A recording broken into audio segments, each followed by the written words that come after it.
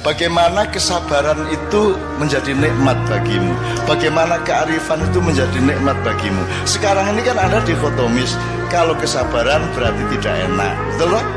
Kalau melarat berarti sengsara. Itu salah kamu.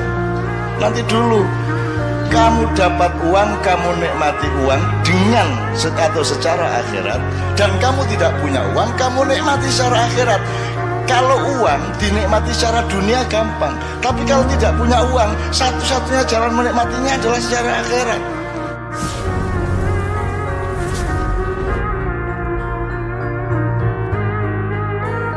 Jadi teman sekalian, kalkulasinya jangan salah. Jadi gini loh, sekali lagi terakhir, jangan dipikir kalau Anda fokus memprimerkan akhirat, lantas Anda kehilangan dunia. Coba saya ingin ini, kowe, ini saran saya kepada jamaahnya sekarang ini ya.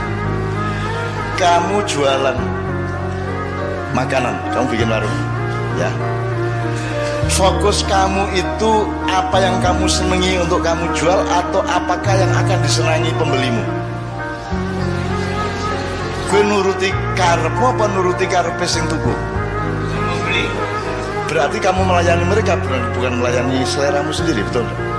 Betul ya? Dan selama kamu buka warung itu, kamu melayani mereka dengan baik, bersikap dengan baik, bersih warungnya, wangi, pokoknya sarwa mengenakkan mereka. Kamu tidak berpikir pembeli akan datang banyak atau tidak, yang penting kamu fokus melayani. Saya oleh Allah diberi fadilah berupa pinter dagang makanan, maka saya lakukan itu. Sementara nek kowe fokusin ila dunia, piye carane ngemplang, ya ta? Tuku teh nek ning warung ki wis diudak, wis diracikke. Nek nang McDonald kan kuwi mung disuguhi cangkir karo banyu panas, terus teh seleke lepeke njur kowe kon ngene dhewe. Sehingga Kartolo pelawak Surabaya ku mangkel.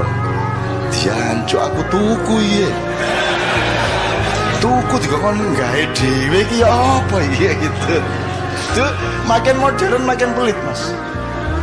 Saya tidak tahu kantin di kampus UNES atau di Undip itu mahasiswa antri terus red itu ya, itu bayar sik lagi mangan apa mangan sik lagi bayar?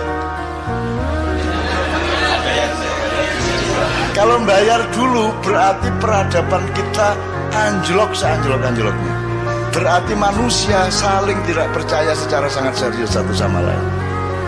Saya dulu pernah menulis di salah satu buku Silit Sang Kiai, yaitu Mbah Wongso. Mbah Wongso itu kalau malam pokoknya mulai barisak dia wis lungguh ning pojok Wiro Brajan kae ya.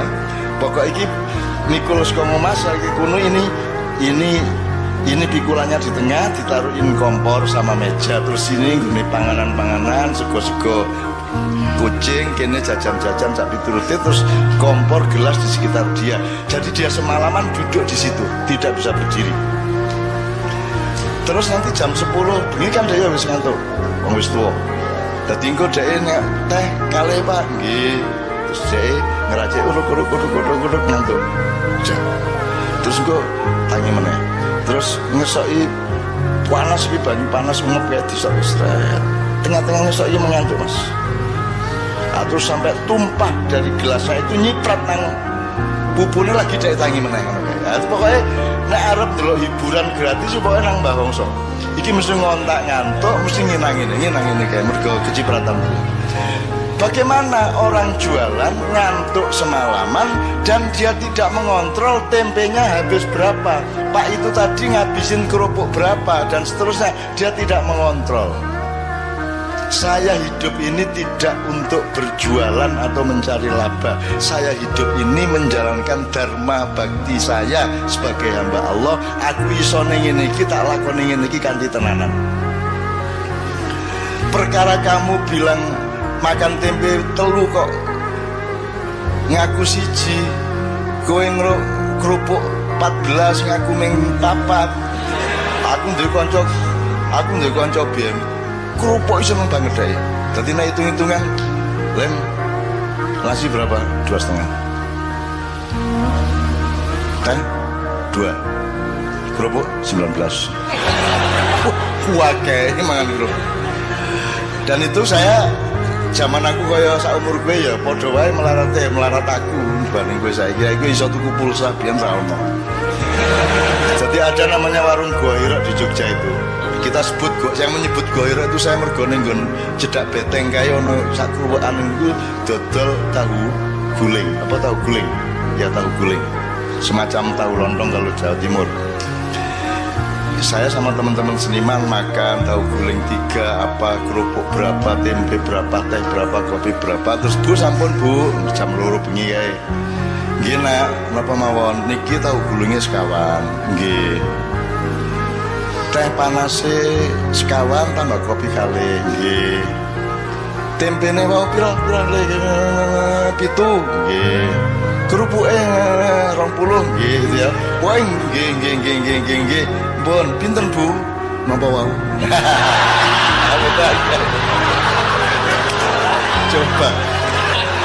Coba indahnya hidup itu coba.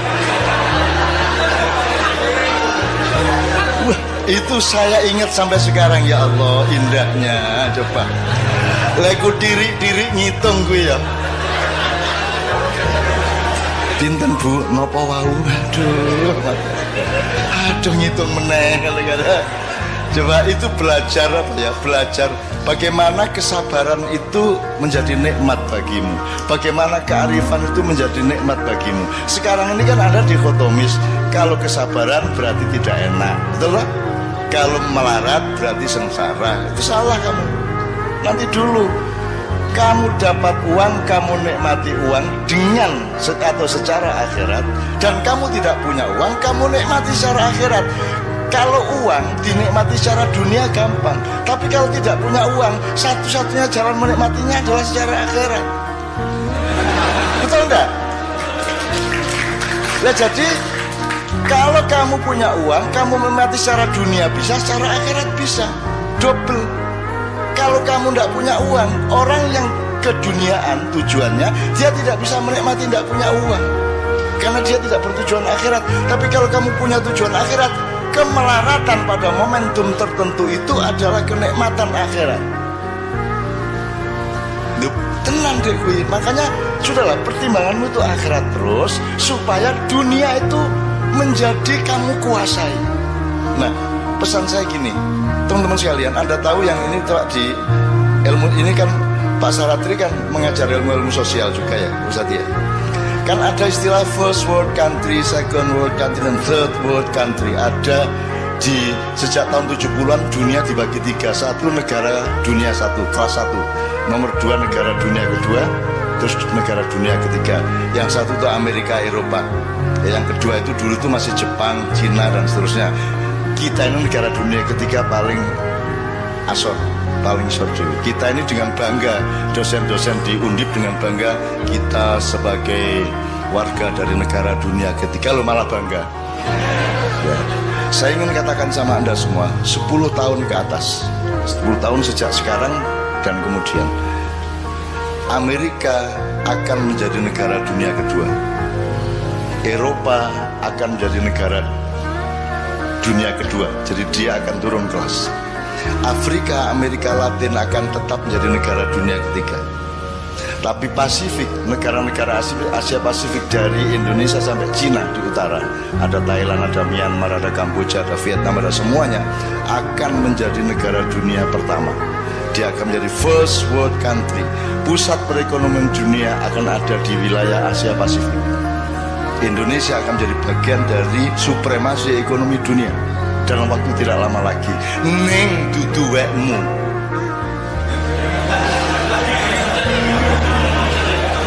Weke Cina. Ya, dipimpin oleh Cina, karena Cina tega melakukan yang kamu tidak mungkin melakukan.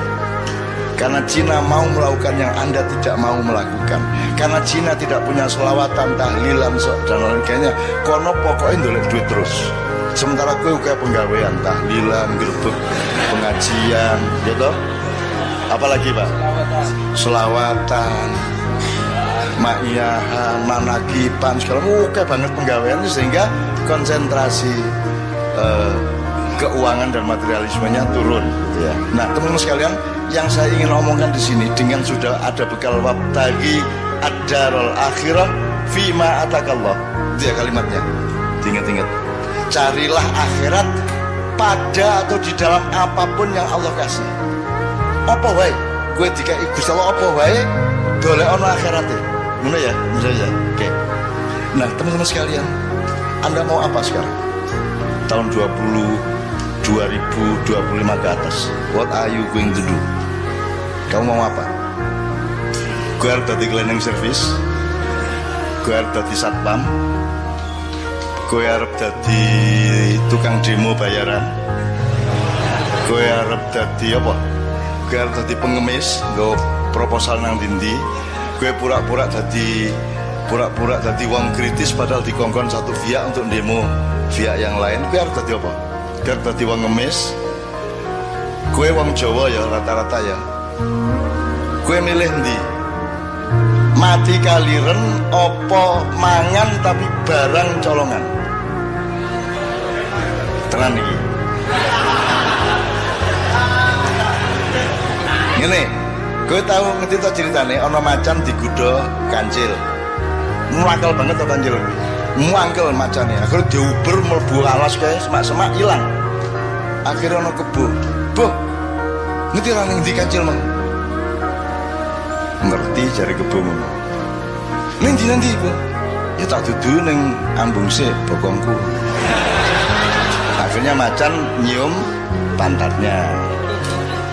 Terus kerbau menunjukkan ini kan mau nenggon semak-semak kono kae. Macannya lari, ada bener, lari lagi, hilang lagi. Ketemu babi. Bibi, kayak ndelok kancil ora? Ono ki mau mlayu kono. Ning ndi persisnya ning ndi? Ambung sik silitku. Akhirnya si macan ngambung silit babi. Didudui sama babi. Pokoknya ning kono kae ono wit-witan keketoke ndelik ning parane karo macan ilang meneh. Akhirnya ketemu siri-siri. Ngerti siri-siri. Ambung sik silit ku nek pengen ngerti. Ora ngerti siri-siri ta? Ora ngerti siri-siri. Durung tau krungu. Ayo nek kepengin ngerti dilaten sik silitku. Inilah yang terjadi di Indonesia sekarang. Bukan hanya terpaksa, bahkan orang melamar untuk ngambung silit. Ya ra? Ya ra? Saiki ki ning Indonesia sarjana-sarjana wong pinter-pinter wong ampuh-ampuh royokan mbuh universitas iki mbas iku royokan untuk ngelamar ndilat silit ben urip. Ya ra? Ben iso mangan, ben duwe mobil apik, ben duwe jabatan, ben iso melu ngerampok. Ya ra? Wes, sesuk gue ketemu kanca-kancane siri-siri nang ndi? Apa gue? Pengen ngerti gue? Terus langsung kok buka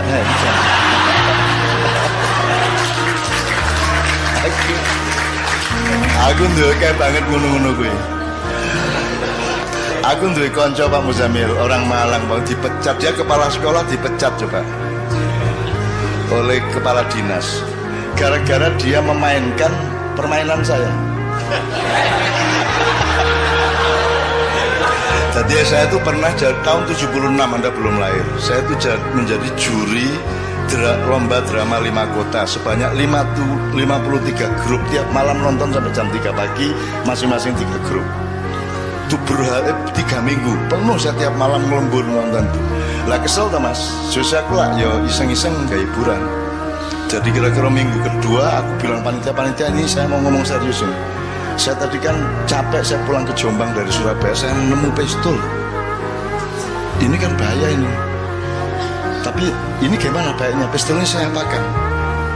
Loh, ya pistolnya. Saya. Ini tolong dicari dulu, saya apakan ini? Apa saya serahkan polisi, tentara, atau tolong diantar saya nggak mau bawa pistol kemana-mana. Wah, akhirnya mereka rapat mas, panitia, terus takon nang kodim. takon nang Kapolres segala macam. Wah, pokoknya sampai sore mereka belum bisa jawab. Menjelang maghrib mereka datang. Cak, ini sudah kita cari jalan. Pokoknya nanti petugas-petugas itu akan rombongan ke sini untuk ngambil pistolnya. Dit ya, tenan ya. Kowe gelem tak kandhani pistole. Ini aja rame-rame ya. Aja sapa ngerti ya. Terus tasku tak cukup ning jero tas ini. Aja ngadep kono sing ngadep kono. Terus tak cukup ini. Aku ngambal pistol cilik ning. Nganggo pulpen iki lho. Iki pistol bajingan asu. Seneng aku urip ora duwe ngono-ngono gak ngopo kowe iki ya. Kono do ngapusi wong kono. Oke, jadi fatwa saya terakhir, kalau ini boleh disebut fatwa ya, anjuran untuk anak-anakku ya. Anda akan menghadapi dunia yang sangat serius di mana Indonesia akan ikut moncer. Pertanian akan maju tapi bukan milik petani. Petaninya tidak ada yang petani tapi buruh tani. Pemiliknya adalah konglomerat. Semua gedung yang tinggi hanya 1-5% yang bukan milik asing. Semua mesin materialisme, mesin kapitalisme semua milik mereka. Sekarang teman-teman sekalian, Anda mau apa? Mau bunuh mereka?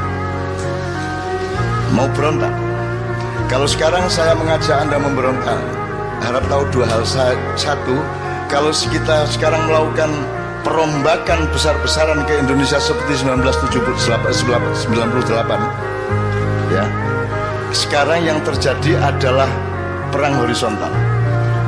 Rakyat akan bentur sendiri antara kelompok A dan kelompok B di kalangan umat Islam sendiri, betul enggak?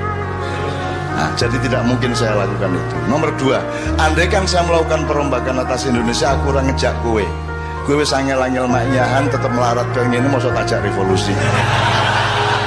Nek jen aku arep ngono kuwi, aku nek di perintah karo Allah tak tandangane dhewe. 98 aku tandang dhewe. Aku ngunggahke Gus Dur dhewe.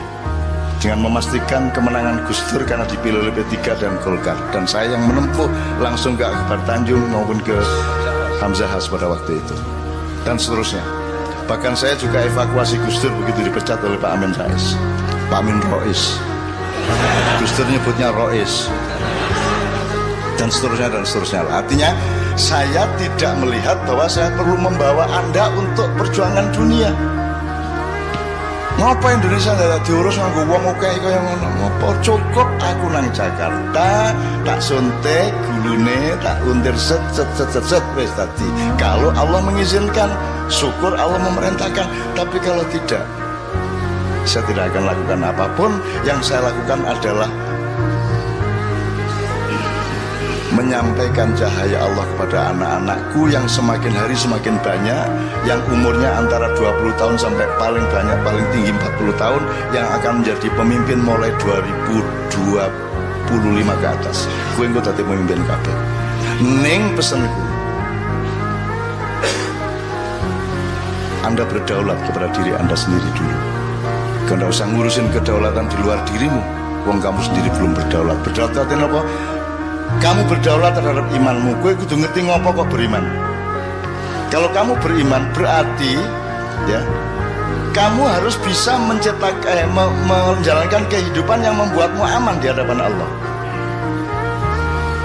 Gitu loh. Karena produknya iman adalah aman. Jadi iman diterjemahkan secara akal pikiran, secara ilmu, secara kebudayaan, secara ekonomi, secara profesional. Diterjemahkan imannya dengan membuat sesuatu yang membuatmu aman di depan Allah. Itu beriman. Jangan berdaulat terhadap iman Anda, berdaulat terhadap ilmu Anda, berdaulat terhadap perilaku budaya Anda, berdaulat terhadap keluarga Anda. Kalau Anda sendiri belum berdaulat atas pikiranmu sendiri, gue isi taklid, isi jare kae, gue orang duwe kedaulatan nang awakmu dhewe, kamu belum bisa menjadi pemimpin bahkan terhadap dirimu sendiri. Maka sekarang anak-anakku sekalian, kamu cari dirimu itu siapa. Tuhan tuh nyuruh kamu jadi apa, caranya gimana, lah kamu senengnya apa, lah kamu bakatmu apa, gitu loh. Kalau Anda mengandalkan sekolah dan kurikulum, mereka tuh tidak peduli sama bakatmu. Kurikulum ke podo, kabeh diperlakukan sebagai kambing, padahal ono kijang, ono sapi, ono ayo kambing ki wedhus. Padahal ada kambing, ada wedhus, ono kowe ya.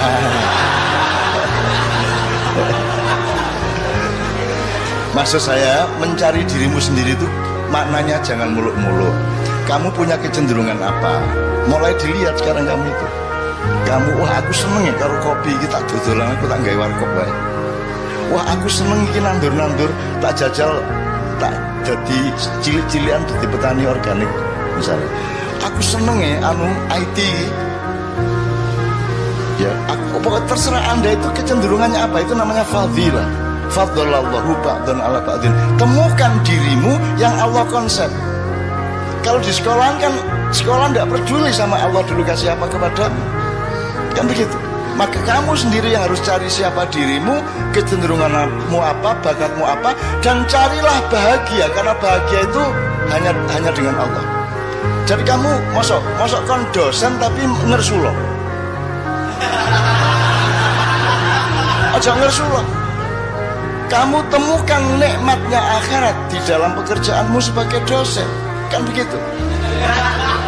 Kamu jangan ngersulo. Kowe ngojek ning karo grundel benasu ngojek aku aduan.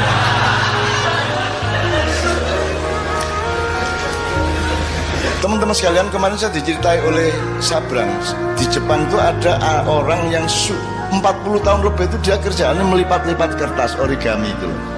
Gawe manuk, gawe perahu, gawe apa lho. Dadi petang-petang ngono terus deh. Kan iki ngopo to iki? Bendino ngelipat kertas apa to gunane apa gitu ya. Anda tidak tahu itu thariqat, itu ketekunan. Lakukan saja apa yang Allah fima atakallah.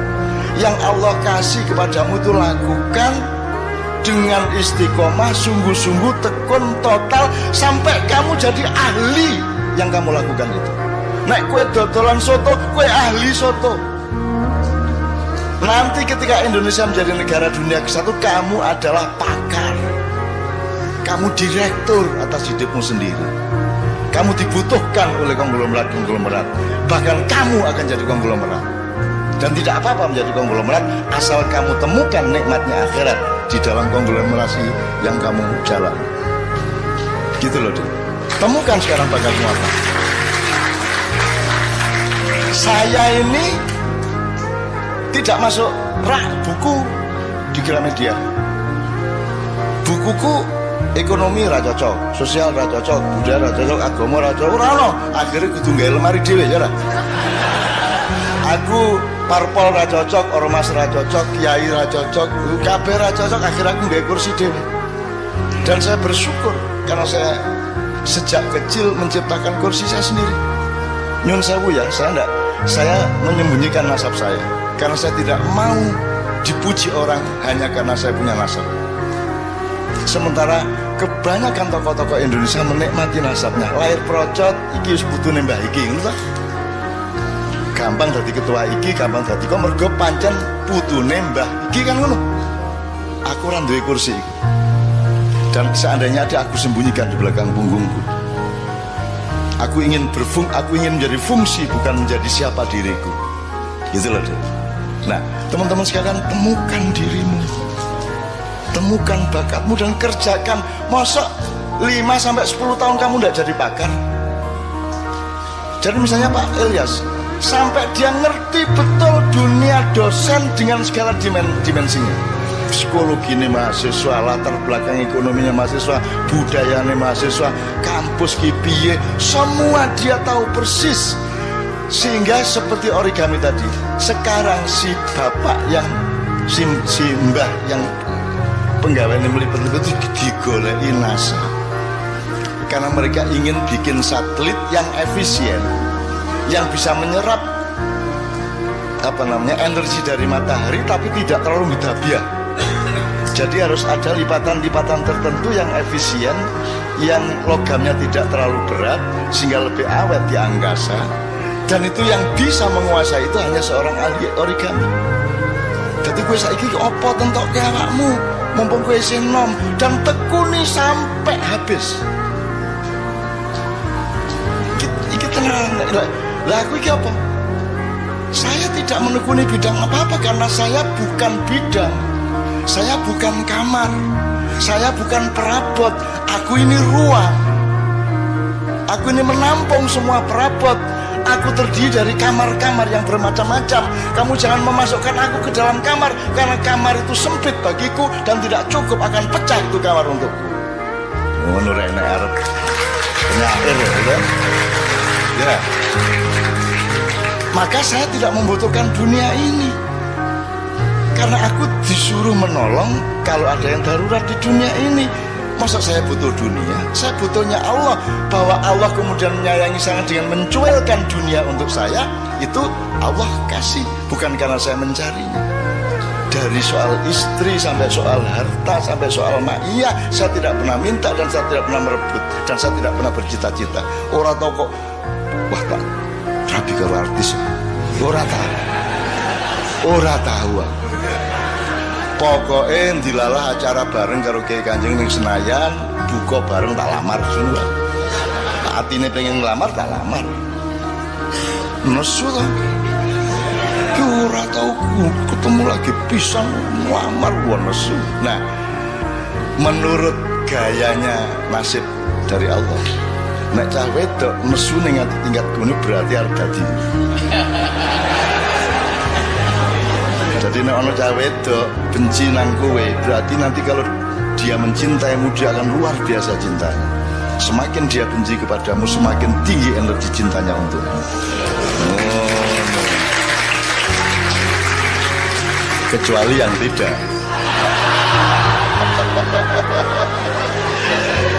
Ini yang terakhir jelas ya Mas ya. Mulai besok pagi tekuni kerjaanmu. Tekuni sampai kamu jadi ahli, kamu jadi pakar, kamu menguasai betul bidangmu. 10 tahun lagi kamu, kata orang Madura gini, kata orang Madura, loh saya tidak mau ngelamar-ngelamar pekerjaan, saya tidak mau jadi karyawan, kata orang Madura. Meskipun saya cuma bikin beting itu beting, saya cuma punya pabrik beting, tapi saya direkturnya. Saya tidak mau jadi pegawai beting, saya direkturnya. Nah orang Madura itu konglomerat Mas, yang namanya Haji Lutfi ya, Lutfi ya, nggak bisa baca Mas, tapi sokuwe ora karuan, sokoke, wih wis ora iso maca Mas. Itu karena dia tekun bener. Saya ketemu di suatu seminar seks, dia datang. Seminar seks biasanya kan bagaimana meningkatkan daya seks. Enggak aduh ini terbalik ini temanya ini. Terbalik gimana Pak Haji? Saya kesini ini untuk supaya saya itu jangan terlalu tinggi saya ini seknya. Kasihan istri saya itu. Masa saya harus cari yang umur 18 tahun terus? Kan kalau sudah umur 30 udah kuat dia sama saya. Jadi gimana cara menurunkan seks saya ini kan? Itu deh coba Madura gitu. Wih, seneng aku orang Madura gitu. Ya itu sekalian ya. Jadi ahli ya, jadi ahli. Aku kira tahu tanggung-tanggung lho rek. Ngelakoni apa wae tenanan. Tenanan itu tidak hanya sekarang. Tenanan itu diuji oleh waktu selamanya. Kita tidak tahu masa depan sama sekali. Kita tidak tahu akan meninggal umur berapa. Kita tidak tahu Israel akan datang ketika kita berusia berapa. Pokoknya kita lakukan terus. Nek carane wong main remi di Jawa Timur, pokok iki kartu iki nek tak tokno badi arek iku. Gepeng koyo ilir gak tak tokno kartu iki.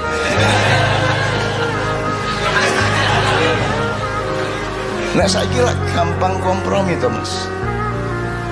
Gampang kompromi. Kemarin PDIP, terus mencalonkan diri PKB, terus mari ngono ganti meneh Nasdem, kan gitu.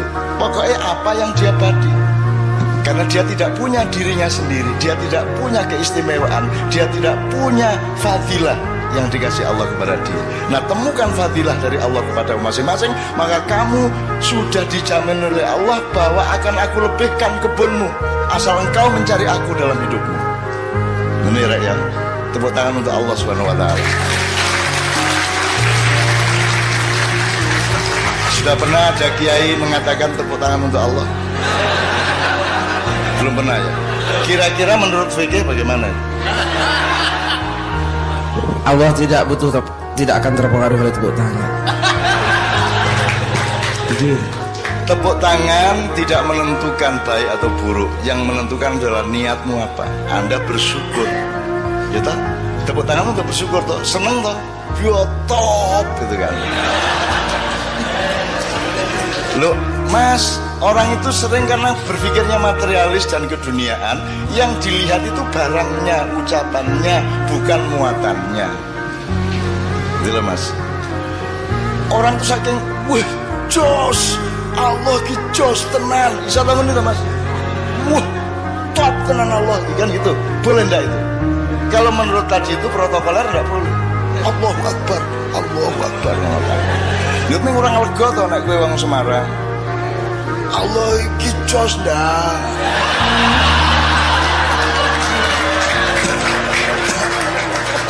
Teman kita Mas Hamim Ahmad dari Gresik, adiknya disunat. Sunat iki macam-macam reaksinya cah cilik. Ono sing aduh, kan. Iki adiknya Hamim. Hamim ya kurang ajar kaya ngono kae. Disunat ya. Gusti Allah matane.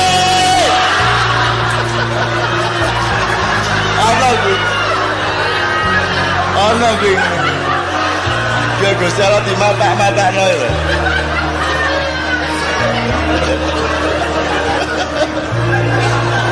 Menurut Anda Allah marah enggak? Marah enggak? Lah anak cilik kok. Anak kecil kok. Cuk. Gusti Allah matane warung. Warung. Aku senang banget ya. Allah, Masya Allah, indahnya kehidupan. Anda baru bisa menemukan indahnya dunia kalau engkau bertujuan akhirat. Betul enggak? Kalau tujuanmu dunia menjadi remeh, tidak bisa kamu nilai. Kalau engkau menemukan betapa indahnya ciptaan Allah ini, dunia menjadi indah dan tidak tergantung jumlahnya. Kamu punya uang 50.000 indah, punya uang 1 juta indah, punya uang 10.000 indah.